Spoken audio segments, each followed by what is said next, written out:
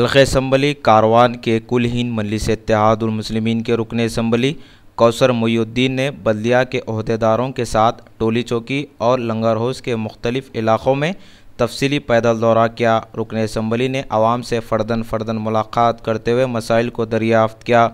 आवाम ने रुकन असम्बली कौसर मोइनुद्दीन को पानी की क़िल्लत की शिकायत की, जिस पर उन्होंने तयक़ुन दिया कि जल्द अज़ जल्द इस मसले को हल कर लिया जाएगा। रुकन असम्बली ने बल्दिया के ओहदेदारों के साथ तरक्याती कामों का भी लिया जायज़ा।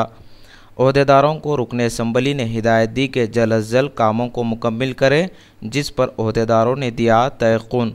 इस मौके पर रुकन असम्बली कौसर मोइनुद्दीन के हमरा बल्दिया के ओहदेदारों, सरगर्म मजलिस के कारकुनों के अलावा लोगों की कसीर तादाद मौजूद थी।